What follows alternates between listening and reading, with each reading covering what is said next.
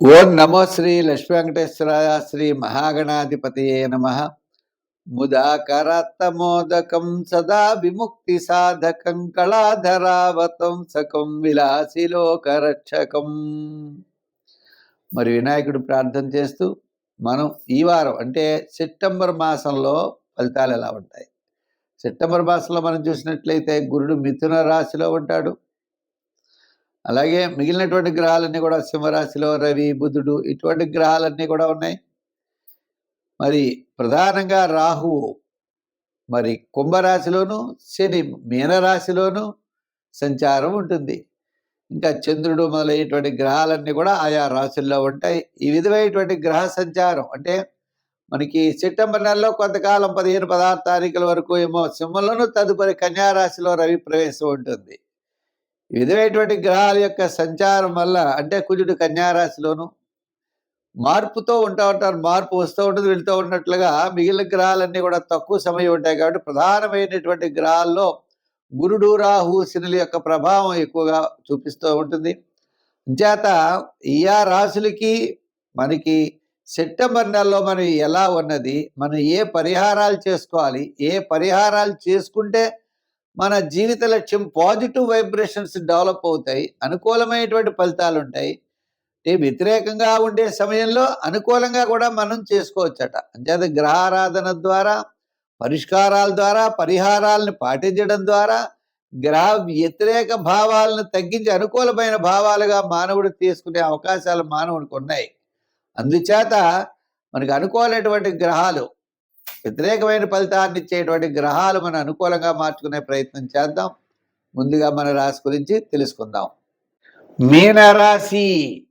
ఈ మీనరాశి వారికి సెప్టెంబర్ నెలలో ఎలా ఉంది అంటే గ్రహాలన్నీ కూడా మిశ్రమైనటువంటి ఫలితం ఉన్నప్పటికీ ప్రమాదకరమైన విషయాలు ఏమీ లేవు.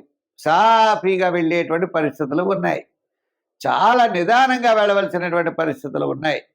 సెప్టెంబర్ 15 వరకు ఆత్మవిశ్వాసం మీలో ఉంటుంది. తద్వారా విజయాన్ని సాధించగలుగుతారు. సెప్టెంబర్ 15 తర్వాత సూర్య భగవానుడు సంచారం సప్తమ స్థాన సంచారం. అంటే సప్తమ స్థాన సంచారం వల్ల కాస్త పెద్దగా ఫలితాలు ఉండవు. మిగిలిన గ్రహాలన్నీ కూడా పంచమంలో శుక్రుడు, మరి షష్ఠంలో కుజుడు. కుజుడు యొక్క బలం కూడా మీకు బాగుంటుంది. ఇప్పుడు సప్తమంలో ఉన్నాడు కుజుడు. ఈ సప్తమంలో ఉన్న కుజుడు కూడా కొద్దిగా స్వల్పమైనటువంటి ఆటంకాలు పెట్టే అవకాశాలు ఉన్నాయి.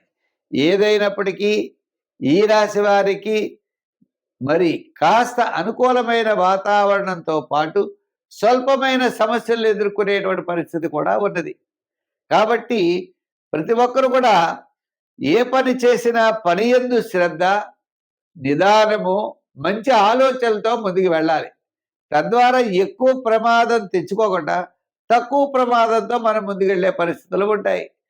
మనం ఎప్పుడు ఏ విషయాన్ని నెగిటివ్గా ఆలోచించవద్దు. చెయ్యలేము అని అనుకోకూడదు.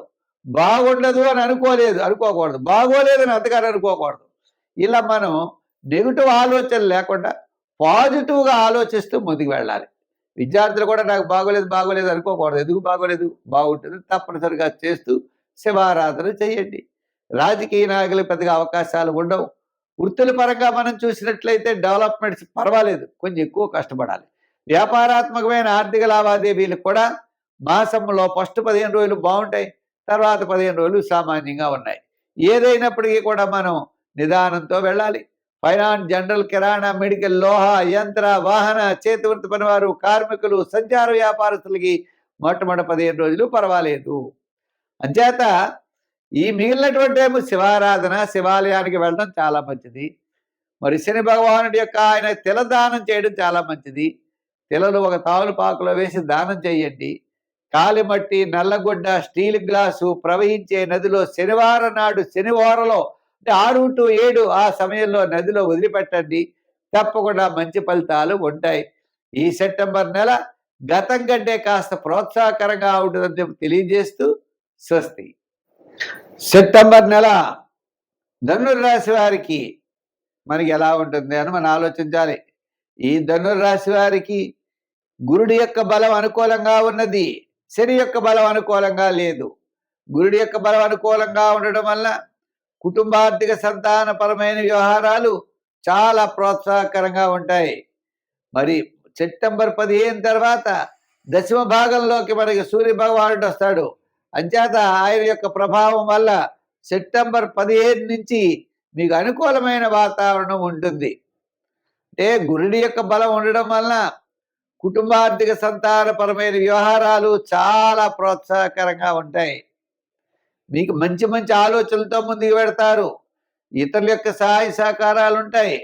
నూతనమైన ఆలోచనలతో ముందుకు వెళ్ళేటువంటి పరిస్థితులు కనబడుతున్నాయి. అంతేకాకుండా దూరం నుండి శుభవార్తలు అందుతాయి. ఆర్థిక పరమైన డెవలప్మెంట్స్ చేసుకునే ప్రయత్నం చేస్తారు. చిన్న చిన్న సమస్యలు ఉంటాయి. మరి అష్టమ శని ప్రభావం వలన భార్యాభర్తల్లో స్వల్పమైన విభేదాలు రావడానికి అవకాశాలు ఉన్నాయి. కుటుంబ సమస్యలు ఉంటాయి. చిన్న చిన్న సమస్యలు ఉంటాయి. ఏదున్నప్పటికీ గురుడి యొక్క బలం ద్వారా సమస్యలు పరిష్కారం చేసుకుని అన్నింటా మీరు విజయం సాధించడానికి అవకాశాలు ఉన్నాయి. విద్యార్థులు శ్రమతో విజయం సాధిస్తారు. రాజకీయ నాయకులు కూడా ఆహ్వానాలు అందుకుంటారు. వృత్తులుగా చేసేటువంటి వారికి కూడా ఆర్థిక పరమైన డెవలప్మెంట్స్ ఉంటాయి. చిన్న చిన్న ఆటంకాలు, ప్రతి పని కూడా 2-3 సార్లు చేయవలసిన పరిస్థితులు ఉంటాయి. అయినా సరే మీరు ఎంతో ధైర్యంతో ముందుకెళ్ళేటువంటి పరిస్థితులు ఉన్నాయి. ఈ రాశి వారికి మరి సంఖ్యల్లో 3, రంగుల్లో గోల్డ్ కలర్ వాడండి. ఆరాధనలో శని భగవానుడిని పూజించండి. హనుమాన్ చాలీసా పఠించండి. సుందరకాండ పారాయణ చెయ్యండి. అంచేత ఈ రాశి వారికి శని భగవానుడి కోసం మీకు దొరికితే మన యొక్క జమ్మి చెట్టు చుట్టూ ప్రదర్శనలు చేయండి. శని భగవానుడైన ఆయన వాహనాన్ని అయినటువంటి వాయుసం అంటే మన కాకికి ప్రతిరోజు ఆహారం పెట్టండి. తద్వారా విశేషమైన ఫలితాలు పొందుతారు. సమస్యల నుండి బయటపడతారు. చికాకులు తగ్గుతాయి. అన్యోన్య దాంపత్యము, సత్సంతానము, ఇటువంటి విషయాలన్నీ కూడా మీకు ఇబ్బందులు ఉండవు. స్వస్తి. కుంభరాశి. ఈ కుంభరాశి వారికి సెప్టెంబర్ నెలలో జాగ్రత్తలు తీసుకోవాలి. అంటే గురుడి యొక్క బలం చాలా అనుకూలంగా ఉంది. తద్వారా కుటుంబ ఆర్థిక సంతానపరమైన వ్యవహారాలు ప్రోత్సాహకరంగా ఉంటాయి. బంధుమిత్రుల యొక్క గౌరవం పెరుగుతుంది. సమాజంలో గౌరవం పెరుగుతుంది. అన్నింటా విజయాన్ని సాధించగలుగుతారు. అనారోగ్య సమస్యలున్నా తగ్గుతాయి. భార్యాభర్తల అన్యోన్యతా విషయంలోనూ ఇబ్బందులు తగ్గుతాయి. విద్యార్థులు శ్రమ పడవలసి వస్తుంది. రాజకీయ నాయకులు కూడా మించి శ్రమ పడాలి. వృత్తుల వారు కూడా ఆయా వృత్తుల విషయంలో జాగ్రత్తలు తీసుకోవాలి. హామీలకి, మధ్యవర్తిత్వానికి దూరంగా ఉండాలి. దూరం నుండి శుభవార్తలు అందుతాయి. పెట్టుబడుల విషయంలో, హామీల విషయంలో మనం జాగ్రత్తలు తీసుకోవాల్సిన అవసరం ఈ కుంభరాశి వారికి ఉన్నది. సెప్టెంబర్ నెల ఎలా ఉంది అంటే మొట్టమొదటి 15 రోజులు చాలా బ్రహ్మాండంగా ఉంది. తర్వాత 15 రోజులు సామాన్యంగా కనపడుతోంది. అంచేత అనవసరమైన వ్యవహారాలకి దూరంగా ఉండాలి. వివాదాలు పెరుగుతుంటే వివాదాలు తగ్గించుకునే మార్గంలో వెళ్ళాలి. ఖర్చులు పెరుగుతుంటే తగ్గించుకునే మార్గంలో వెళ్ళాలి. ఏదైనా కాస్త అసంతృప్తి, చికాకు ఉండేటువంటి పరిస్థితి కుంభరాశి వారికి తర్వాత 15 రోజుల్లో ఎక్కువగా కనపడుతోంది. కాబట్టి జాగ్రత్తలు తీసుకుని ముందుకు వెళ్ళండి. రెండో విషయం ఏంటి అంటే ప్రతి విషయంలో కూడా శ్రద్ధ పాటించండి. నిదానంతో పెడితే విజయం తప్పనిసరిగా మీరు పొందగలుగుతారు. విద్యార్థులు దక్షిణామూర్తిని ఎక్కువగా చదవాలి. రాజకీయ నాయకులు సూర్య భగవానుడిని ఆరాధించండి.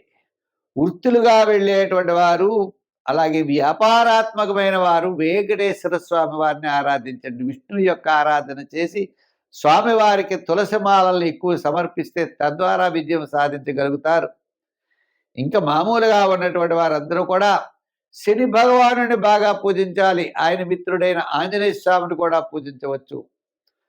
శని భగవానుడిని పూజిస్తూ శనికి తైలాభిషేకం చేస్తూ నవగ్రహ ప్రదక్షిణ చెయ్యండి.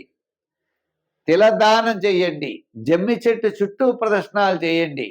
శని భగవానుడైన వాహనం వాయుసం కాకి రోజు ఆహారం పెట్టండి. చీమలకు పంచదార వేయండి. మంచి కార్యక్రమాలు ఆచరించండి. 10 మందిని మీరు ఆదుకోండి.